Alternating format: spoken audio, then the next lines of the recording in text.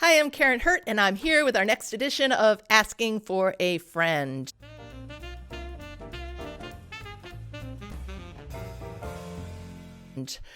How do I stop my boss from treating me like a kid? Dear Karen, I've grown so much as a leader. I've gone back to school, worked hard as a volunteer leader in my professional associations. My team's results are solid, but my boss doesn't give me a chance. I'm her go-to guy to get stuff done, but when it comes to presenting to senior leaders or for stretch assignments, she seems to give those opportunities to the folks she hired just in the last few years. I know I have the deeper personal relationship and I value all I've learned from her, but honestly, I wonder if I should start looking outside for a fresh start. So what do you do if you are still feel like you're being treated like a kid because you have worked with your manager for so long?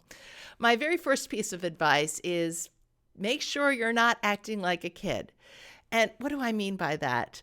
Maybe the familiarity of that relationship, maybe you're disclosing more of your emotions, maybe you're coming in a little raw, maybe you're acting in a way that you would act differently if you had a boss without all of that history. So make sure that you are showing up as the professional that you have become.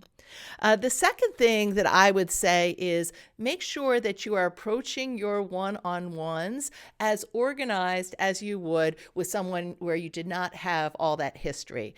Come in prepared. You may even want to use our MIT Huddle Planner where you come in with your agenda and you talk about what you accomplished last week and you talk about what you're working on this week, and you take more control of creating a very professional approach to those meetings. Another thing is make sure you're really clear on what the expectations are for your job.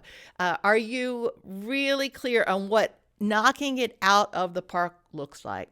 And my final piece of advice would be, if you are overlooked for some of these assignments that you're talking about, have a real conversation and get curious with them about why this is happening. And you may get some feedback about specific behaviors that you need to change. So that's a little bit of my advice. I'm going to turn it over to the LinkedIn community. What would you add?